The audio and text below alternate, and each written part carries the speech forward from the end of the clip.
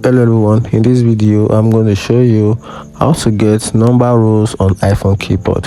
So currently the iPhone inbuilt keyboard doesn't support the number rows on the keys. You can see, so for you to be able to get the number rows on your keyboard, you have to switch to numbers. So you can see this is when you can have a number rows on your keyboard. So I'm going to share you another method for you to be able to get a number rows at the top of your alphabet keys without switching from alphabet to numbers on your keyboard. So the kind of keyboard you need to download to have this type of keyboard on your iPhone is SwiftKey.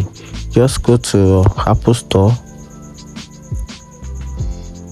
then from there you tap on the search bar, then type in Swift. Okay, this is SwiftKey. So tap on it and install it into your iPhone. Once you install it, go to your settings, add it as a default keyboard. There, from there, access the keyboard inbuilt settings and turn on the number row. Then you can now have the number row on your keyboard. That's it. If you find this video helpful, like and follow for more. Thank you.